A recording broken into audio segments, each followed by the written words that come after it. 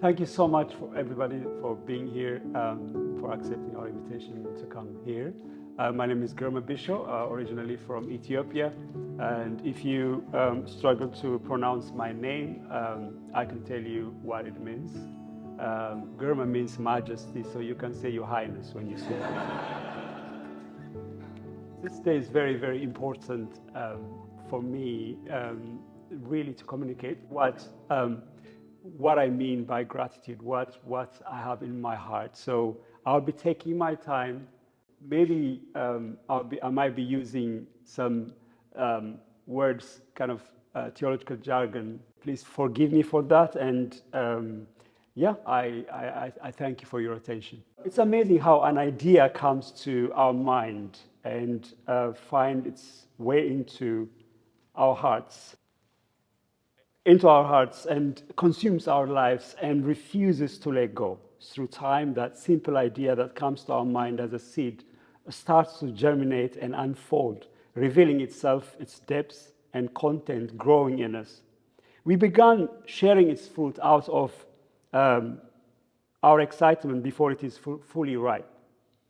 People start to tell us that it tastes sour, bitter, and are not interested in having it.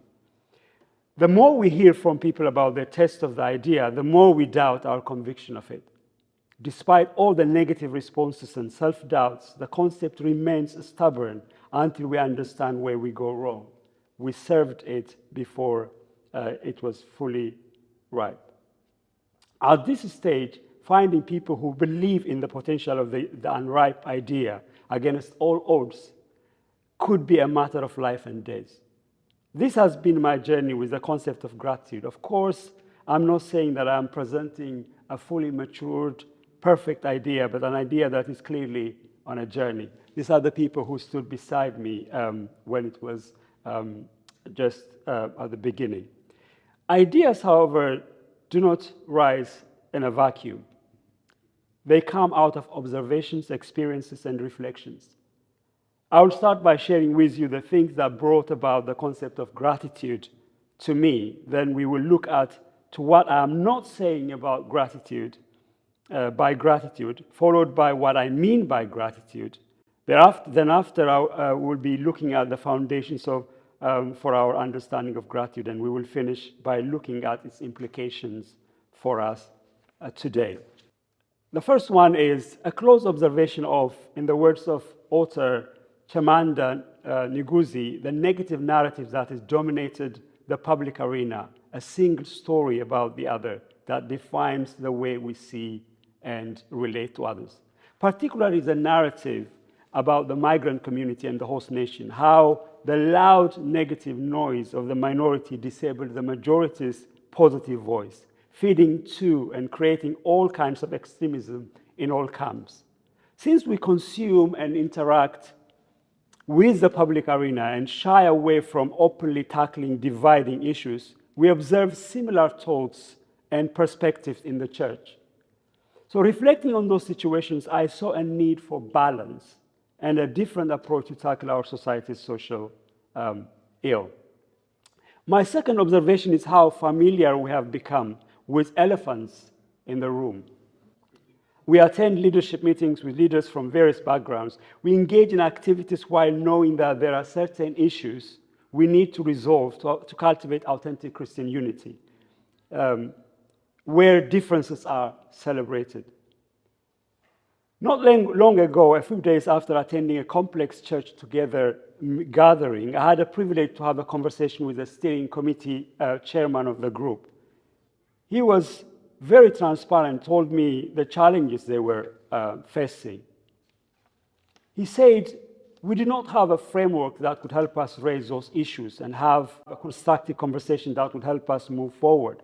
That it's hard work that many of us leaders either don't know how to do or consider quite messy to handle. That is raising difficult issues. Therefore, it is clear that these difficult issues, many more challenges need to be addressed if we desire to see a mission front where the church in its diversity engaged together as a community of believers, reaching out the diverse community, capturing the mission opportunity and transforming society. So my conversation with the chairman of the steering committee, particularly his reference to a lack of framework, stayed with me for a long time. The experience opened my eyes to see that it's a common phenomenon. I heard that people tried raising difficult issues in the past, and in the process either got hurt or the emotion behind the issue frustrated the conversation. It seems like we have explored every avenue and we know where they lead, so why start the journey? Nobody denies the importance of raising those issues and listening to each other's stories. However, the complexity of the problems, the historical baggage, and the unsuccessful past conversations created fatigue. Successfully addressing those issues was possible only when people found a safe environment, where there is relational capital and people feel free to make mistakes. In a safe environment, people feel free to be vulnerable, willing to be challenged, open to listen and understand the story and experience of the other. However, these are rare occurrences. Therefore, a framework that enables people to raise complex issues constructively is needed. In the process of these reflections, I discovered gratitude, which I come to realize through the years to be that framework. The third observation was what I discovered when I was reflecting on my successful and unsuccessful conversations with people. I realized that whenever I start my conversation with my positive experiences and observations, people felt at ease and become attentive to the negative issues I would raise later. When I began my conversation with the negative, even at times in response to their question, the conversation didn't go far and the relationship stayed stagnant. The fourth observation is my own experience of Christian grace and generosity. While growing up in a religious family, my sin was always highlighted to me, making me feel condemned and creating the enormous burden on what I should be doing to be right before God. That didn't help. I always fell short of God's requirements, no matter how hard I tried. I did what I did not because being motivated from inside, but pressurized from outside. Eventually, I gave up and continued living a lifestyle that I knew God wouldn't approve. The experience of grace, God's movement towards me in love while I was a sinner, shocked, changed, and motivated me to live for Him. So any change that happened in my life occurred via the experience of grace. Therefore, I thought, if I need the grace to change my thoughts and course of action, why should I expect others to change without it? I realized that there cannot be true repentance in the presence of condemnation. Communicating grace gives us access to people's imagination to help them encounter their sin, which creates inner pressure to change. I believe gratitude is a vehicle that communicates grace to others. By generosity, I'm referring to my experience in Britain. I will never forget the encounter I had with an English couple at West End of London one Friday late evening. Some of you might have heard this story several times. Maybe I just want you to put your your fingers into your ears, and I have to share this story. So this couple, just randomly in the evening, I met these couples, very elegant, middle-class couple, well-dressed, and they were coming from a dinner evening. And I was just waiting for my friend, and there were two people passing by. They were very loud talking, and they made us laugh. So the lady started the conversation, and eventually the conversation started to be serious. And she said to me, she is ashamed of her country, Britain, and started listing the problems that we have in this country. She started telling me about racism. Look at the racism, look at the hate crime, look at the immigration law, look at the Brexit. And I mean, like, she listed those problems. And obviously, as an African, she expected me to agree with her. But I said to her, I'm sorry, madam, but I don't agree with you. And she said, what do you mean you don't agree with me? And I said, because Britain is not just that. There are qualities and good things in this country that we sometimes we take it for granted.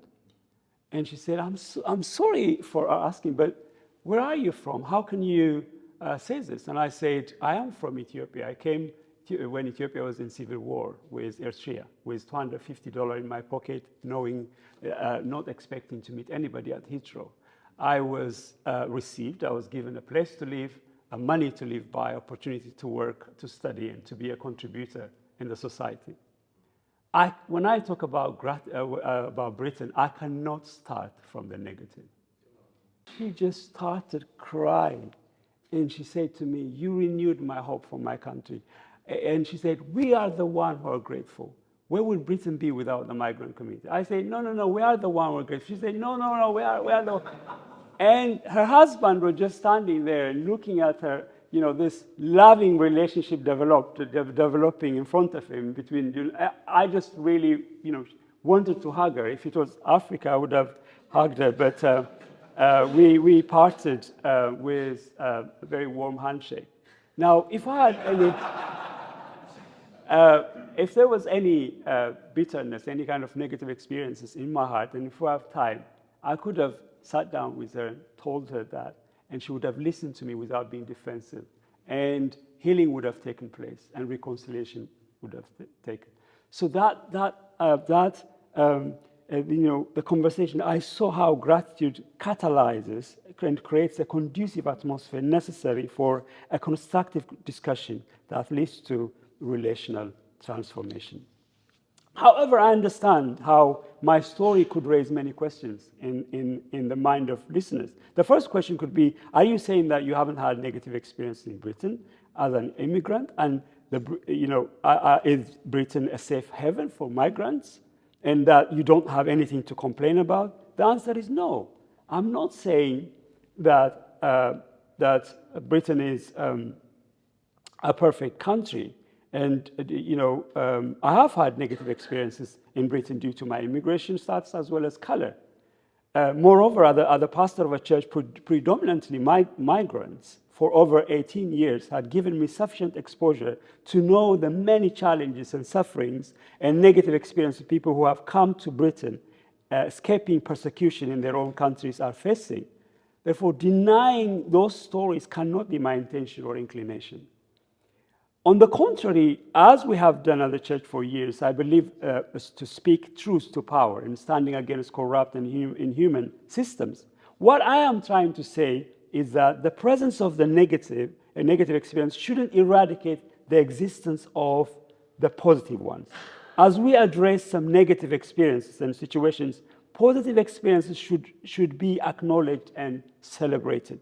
What surprised me over the years listening to those who suffered as a consequence of unfair immigration law in Britain is that they always either start or finish their story by mentioning someone or a family who stood up alongside them, supported them, and became a voice for them from the host nation. For some, their circumstances changed due to those individuals who chose to be a voice for the voiceless. Therefore, it's appropriate, in my view, to acknowledge the existence of both negative and positive stories and experiences. Overly talking about the negatives, as if there are no positives, will quench the hope and appetite for change and denies us access to people's imagination where the source of the problem lies.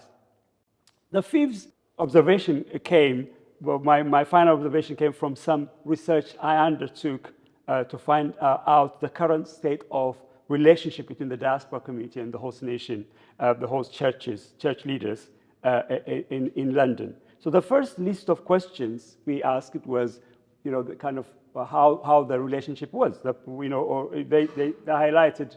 We asked church leaders, network leaders, and people who have citywide responsibility, like bishops and those. So when we asked them what the problems they see, they gave us these problems. They said lack of communication, undermining others, ignoring the gift of others, suspicion, lack of openness, prejudice, failure to accommodate differences, and superiority. Those are kind of the concepts, the problems, both from the diaspora community as well as from the host nation that came across. And then the next question, which they were not aware of that we were planning to ask, was about gratitude, what gratitude could actually offer or bring. And then they gave us this answer. Gratitude makes honest communication possible, highlights the worthiness of others, recognizes gifts and the contribution of others, negates mutual suspicion and builds trust, breaks barriers, brings down prejudice, help us to see others as Christ sees them, and change our outlook for others. So the correlation between these two is absolutely amazing. You know, where communication is a problem, gratitude makes this possibility. You can see how that complements that. So gratitude is seen as a catalyst that creates a conducive atmosphere necessary for a constructive conversation, leading to listening and understanding the other. In addition, it creates a space where people can encounter their own image of the other without external pressure, which would otherwise lead to survival mode, fight or flight. So as Peter Bloch said, a shift in speaking and listening is the essence of transformation. If we change the way we speak and the way we listen, actually it will lead us to transformation. And social change moves at the speed of relationships. A relationship moves at the speed of trust. Once conceived of the benefit of gratitude through my observations and reflections, I realized that I had to clarify what, in my understanding, gratitude is not before I articulate its definition. What is it that I don't mean by gratitude? Sometimes our familiarity with the concept could hinder us from seeing it from a fresh and a different perspective. What I'm not saying about gratitude is a highly misunderstood concept, which is considered weak sometimes, as a sign of inferiority, ingratiation, transactional, a killer of ambition or resignation, naive or soft love that ignores injustice and is timid in speaking the truth. When I talk about gratitude, I'm not saying we should look at gratitude only as transactional. Now, we're living at a time where everything is measured by transactional value. We do things as a response to the good we receive, or having in mind that will have transactional value for us in the long run. There's nothing wrong in responding with gratitude to the benefits we received or acting in a way that will bring value for us. The problem is when we measure or when we interpret or base our relationships, interactions with the world only in transactional terms. When we understand gratitude in transactional terms as one's response to the good done to us, we disservice its wider implication. Yes, it is appropriate to be grateful and express our gratitude when good is done to us or when we witness good being done to others. However, when we understand and practice gratitude as a transaction, we wait for the good to happen to us before we practice gratitude.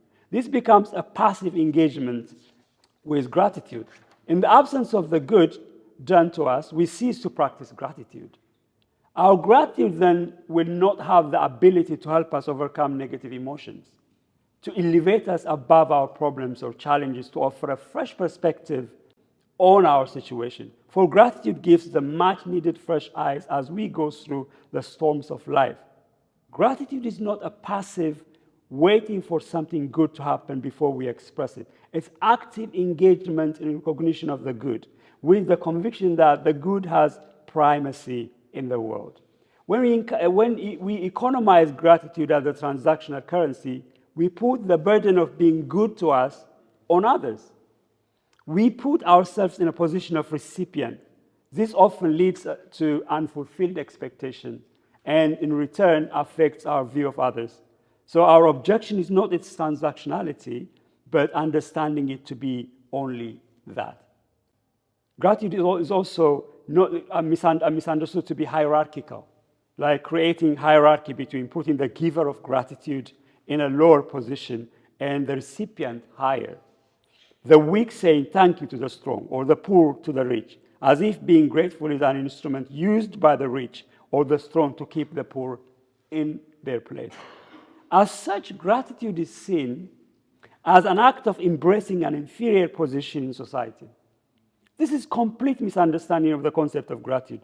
Of course, it goes without saying that any truth, concept, or principle can be abused and misused, and gratitude is no different. When one is expected, forced, or coerced to be grateful, gratitude is misused and abused. However, a gratitude expressed or practiced out of recognition of the good, out of one's own freedom of judgment and will, shouldn't be seen as hierarchical. Gratitude is not toxic positivity exercised from a conviction that the negatives will disappear if I continue to be positive, shying away from the negative and being naively optimistic, harboring that which, which dismisses negative emotions and respond with false assurance rather than being realistic. This comes from feeling uncomfortable with negative emotions. Gratitude is far from those kinds of worldview or behavior. In the words of Kierkegaard, gratitude is not based on scientific conclusion that the world is well run, that resources and talents are equitably distributed. It's not a nice expectation that everything will turn out well in the end. It's not teleologically determined. Rather, gratitude is rooted in the adoption of hermeneutical principle, a determination to read everything in the register of love. How do I define gratitude? What do we mean by gratitude? Gratitude is first and foremost, it is an acknowledgement of the good. It's an acknowledgement of the good. So the good acknowledged is the good appreciated. We express our appreciation of the good when we acknowledge it. The good acknowledged is the good promoted. We promote the good when we are intentional in acknowledging it. The good acknowledged is the good internalized. We internalize the good, allowing it to inform and shape our thoughts, emotions, and behaviors when we acknowledge it. So acknowledging the good is informative and transformational. Gratitude, according to this definition, has many implications, which we will be looking at in a little while. Once the good is acknowledged, it could be expressed in several ways. It could be verbal, say thank you, and you express your appreciation. Or it could be motivational. You recognize and acknowledge the good, and that motivates you to do good, or to continue to do good. Or it changes your attitude of others, towards others, because you recognize the good in them, and that changes the way you look at them, your perception of them. This definition is not just to say that when and if you see the good, acknowledge it. The rationale behind the definition is a conviction that the good has primary place in the world, not evil. The good has primary place in the world, not evil. As such, the good has to be acknowledged first, not evil. If the good has primary place, then we need to acknowledge the good first before we acknowledge evil. As such, the good has to be acknowledged first. The good has to inform our posture and relatedness in life, not evil. So it is a call for a proactive engagement to life, recognizing and acknowledging the good before we engage in tackling the bad. What are the foundations for this claim? The first one from a biblical side is creation. Creation is created by the good God, and out of his loving kindness, God himself approved the goodness of creation. In Genesis, we see that God saw that it was good after creation. Now, God communicated his goodness to all creation in the act and process of creation. Therefore, we can say that the goodness of God is intrinsic to creation. It constitutes the basic identity of creation. Creation is received that goodness of God in it. The root of that goodness doesn't rely anywhere else. It is rooted in the Creator, in which all things cosmos participated. That means despite the fall, nature retains its transcendental truths, goodness and beauty. Evil came at a later stage as an intruder corrupting God's good creation. However, the intrusion of evil doesn't eradicate the presence of the good. Therefore, it is still the good that should have preeminence in our worldview, in the way we relate to others, in the way we live our life. The good have to dictate that relatedness. The goodness of God still shines through creation. It's amazing how you see in Isaiah 6, those angels crying out to God, crying out, worshiping Him. They say, "Holy, holy, holy is the Lord Almighty." And you expect them to say, "The heaven is full of the glory of God." But it says, "The whole earth is full of His glory." The whole earth is full of His glory. Now, God's glory is His presence, His power, His beauty, and His goodness. So after the fall, the change was disastrous fact that the knowledge of evil or wrong took primary place in the mind of humanity. And creation affecting the way we see and relate with all creation and the Creator. That's why, according to the neurologists, 70% of average person's thought in a day is negative. You can imagine what that means to our personal and relational well-being. Nothing in our culture encourages us to focus on and talk about the good around us, our lives and others. Instead, the news in all media outlets focuses on the wrong things happening in our world, weaknesses and faults of others. No one is interested in communicating the numerous good things happening in our community.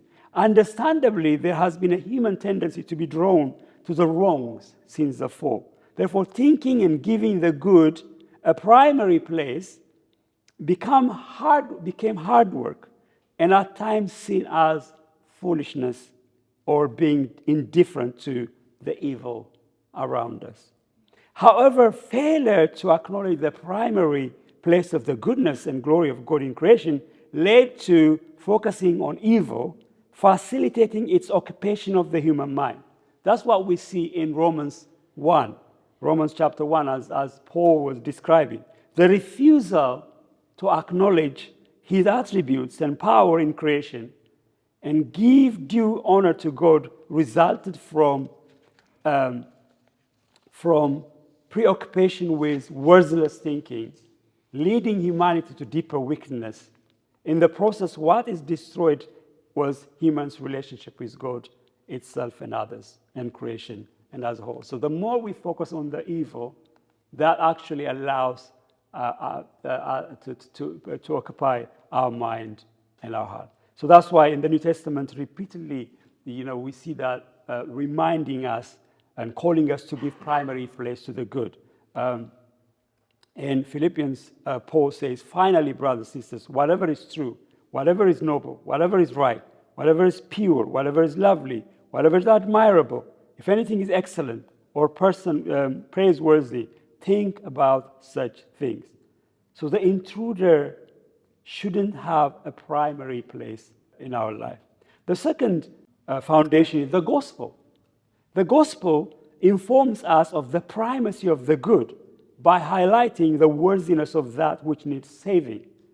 From God's perspective, there is good in the world worthy of dying. The gospel is first good news. It's due to the coming of the announcement of this good news that repentance is called for, not the other way around. The primary place of the announcing the coming of the good doesn't prevent the call for repentance. It doesn't give a blind eye to the wrong. In fact, in the presence of the good, the bad stands naked, truly naked. Therefore, the gospel informs us to approach humanity not from a place of disgust by its sinfulness, but from recognizing its worthiness to be saved as a divine image bearer. The third is the giftedness of life, understanding the giftedness of life. In 1 Corinthians chapter 3, verse 7, Paul asks 3 rhetorical questions to the Corinthians. According to Paul, the right view of life recognizes the life and all within it as a gift. If we recognize life as a gift, then our stance in the world becomes that of gratitude. So he asks three questions. The first question is, for who makes you different from anyone else?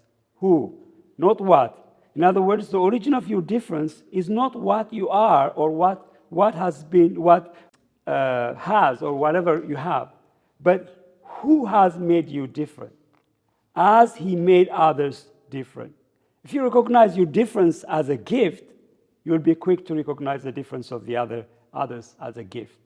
Then differences become a cause for grateful celebration rather than a cause for contention. The second question is, what do you have that you didn't receive? When we ponder on this question, we will say with conviction, nothing. If all is a gift, the natural response should be a posture of gratitude. The third question is, if you did receive it, why do you boast as though you didn't? Now, Paul is saying to the Corinthians, if you truly understand the giftedness of life and embrace a posture of gratitude, there wouldn't have been a room for division, superiority, or pride among you. Gratitude is a Trinitarian language.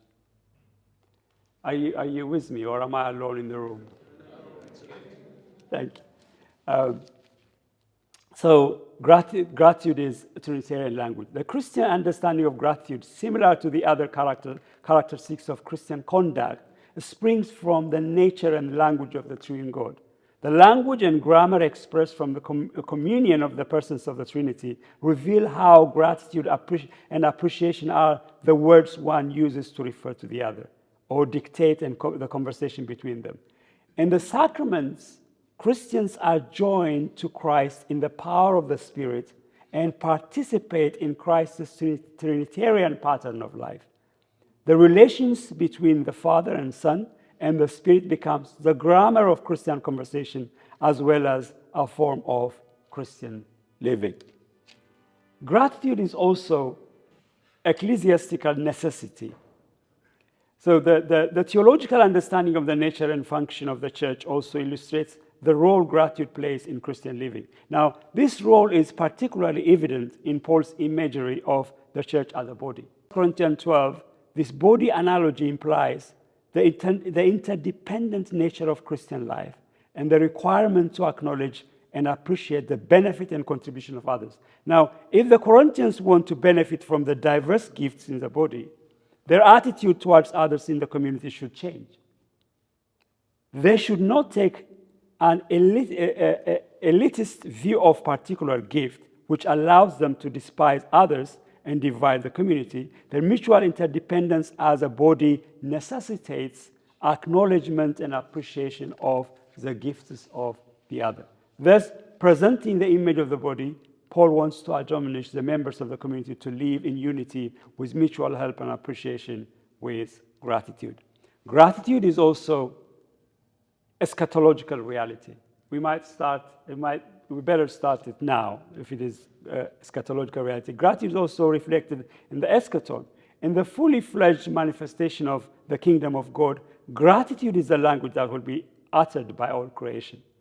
Alongside the heavenly beings who are worshiping God for who he is and for his justice and salvation, those who are redeemed by the blood of the Lamb worship their Redeemer with utter gratitude. Now, surprisingly, however, gratitude is not only expressed from the redeemed to the Redeemer, but the Redeemer also acknowledges and appreciates and celebrates those who are redeemed. Their faithfulness is acknowledged and awarded. That is the language of heaven. Very, very quickly, gratitude and sociology, very, very short.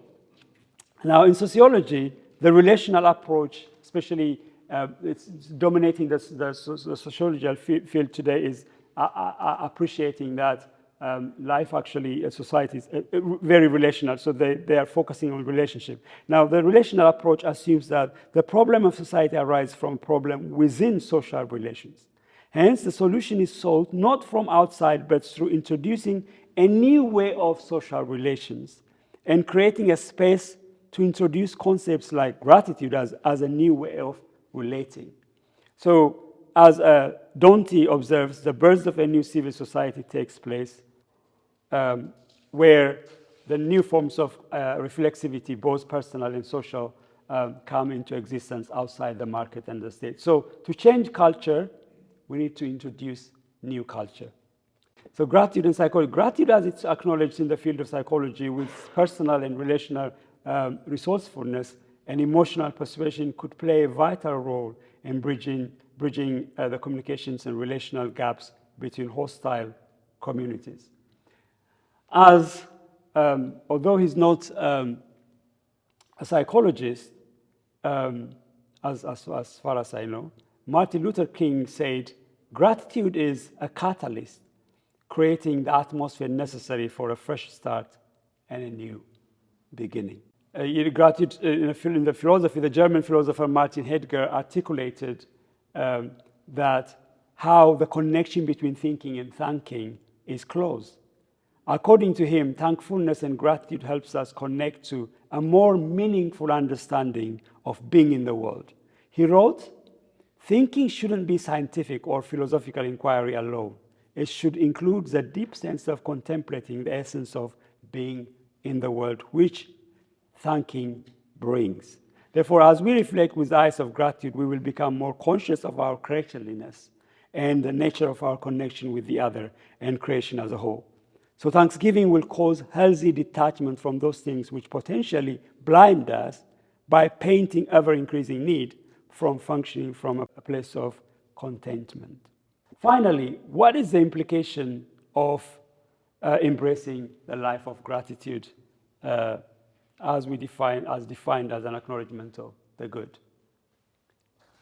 Firstly, it means that in our dealing with others and the world as a whole, our starting place becomes an acknowledgement of the good, noticing the good, talking about the good. Our criticism of the world only makes sense if we have a primal knowledge of the good, and if the good has a primary. It follows then that dealing with the bad and the evil should start by acknowledging the good. The good is the motivation to deal with the bad. The good is the overarching climate to deal with the bad. The second implication means that by acknowledging the good, we are making ourselves free from the influence of the bad that has been committed against us. Now, this means that in the process of dealing with evil or wrong, we can be under its influence. When you deal with something that has been done to you, you can actually easily be under it. So now gratitude helps us to elevate that. We can be left with or function from resentment, bitterness, and anger, which could be disempowering, prohibiting us from articulating the issue clearly and hindering the desired result. However, when we start by acknowledging the good, no matter how minor, we will be free from the influence of the bad. We will move emotionally, intellectually above the potential impact of the evil or wrong the wrong committed against us. So this is very important. I remember I heard recently Desmond Tutu, so some of the things that has been inflicted on us could actually create an inner mirror and influencing the way we see ourselves. So Desmond Tutu, reflecting on racism and kind of apartheid, what it did to his perspective. He was on the plane, he said, traveling from somewhere. And so while he was flying, he understood that the pilot was black. And he said, all of a sudden, I was scared. He was afraid of the fact that the pilot was black. And he said, wow, that apartheid, that racism actually created a mirror and affected the way he perceived himself and his those who is like him. So gratitude could actually destroy that mirror, because it will help us to acknowledge the good in us, what is given to us, or what is given in others, and able to destroy that image.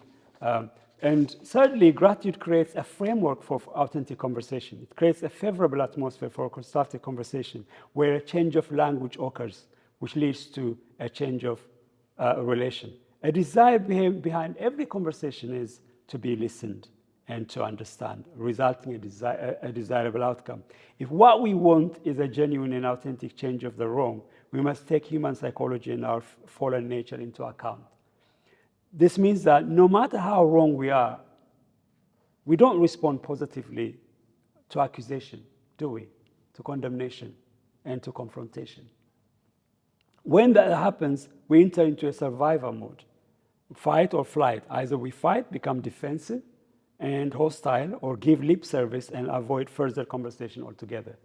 When we put people on survival mode, we may feel a release or a relief because we have said what was on our mind, even make the other person feel guilty. But the desired relational transformation will not happen because there cannot be true repentance in the presence of condemnation. If, however, we start our conversation with acknowledgement of the good, even if it is not directed or related to the person, we will create an atmosphere where the other person doesn't feel threatened, but is open to listen and respond, and gratitude disarms the other person and opens their hearts to listen.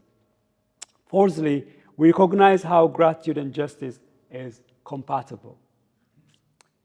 Gratitude doesn't condone evil, but facilitates dealing with it from a different angle, creating the impetus for a lasting change. It is a solution-oriented approach to resolving conflict. It speaks the truth in love. It functions from the concept that we overcome evil with good. And gratitude is the restorative arm of justice.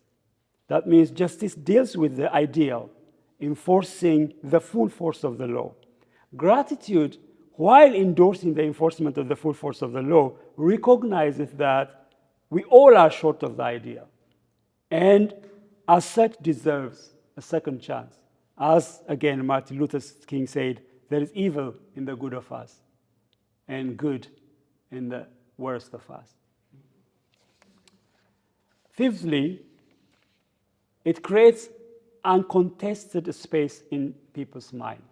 The way we relate and interact with others is influenced by our thoughts and imaginations with others, and is influenced by our thoughts and ideologies which all are ingrained in our psyche. Any approach to resolve social relational ills, therefore, should facilitate a mechanism to engage the imagination. Now, psychological space is always critical for the introduction of a new perspective. This space is a space free from noise, from fight to defend oneself or protect one's opinion, space without the presence of fear or condemnation. A psychological space where one is obliged to defend themselves, feel threatened, is condemned, and is forced to hide their true feelings, opinions, cannot be a space where new perspectives form or wrong imaginations challenged. In this kind of crowded psychological space, the conversation and dialogue will be superficial and will not go far. It follows then that a genuine encounter happens when there is a free psychological space. Space where one feels present, not as someone who is standing before a judge to be interrogated and their fault narrated, but instead where they feel invited as a fellow human being with weakness as well as strength. Space where willingness to engage and strengthen strength is recognized and acknowledged and celebrated. In this kind of psychological space, the person is free from fighting, defending, and hiding. They are unoccupied and available to listen. As a result, two encounters happen. An encounter with one's own opinions and actions and prejudice and wrong imaginations, and an encounter with the other person's story, experience, and personhood. The encounter then brings the transformation that leads to a healthy relationship. The final three implications. Did I say three? The ontological implications about cultural vacuum. Now, what post-Enlightenment reason has done, in a word, is to cut human knowledge off from natural desire for truth about God. Gratitude gives ontological depth to reason, highlighting how the meaning of reality of truth and goodness is inherent in things as naturally given. Therefore, the harm in viewing the world only in instrumentalized activity. Once the good is acknowledged in creation, the question of God becomes inescapable. The first reference point for man to know and think about God is creation. Therefore, when we encourage people to notice and acknowledge the good, we direct them to engage with that which communicates God's goodness. Gratitude helps us to walk in wonder instead of assumption. The gravest cultural threat to humanity today lies in humanity's loss of the capacity to wonder. It is a capacity that alone enables us to see humanity and all reality in its truths as naturally given rather than as instruments. Finally, gratitude has a personal behavioral implication, which is we recognize the giftedness. When we recognize the giftedness of life, we realize we have many things in our life which are not of our own making. We are acknowledging the contribution of others to our lives and the interconnectedness of human life. We acknowledge our limitation and need of others. That brings humility and strengthens our relationship with others. When we choose to acknowledge the good and capitalize on the positive, we create hope for change and enhance positive energy. We will be encouraged and envision positive future. The past will lose its negative power to keep us away from creating a better future. We learn from the past to tackle the wrongs within the arching climate of the good. We will avoid blame culture, which could drag us to a place where none of us are free from its charges. We will be sharing grace to others. Thank you so much for your patient listening.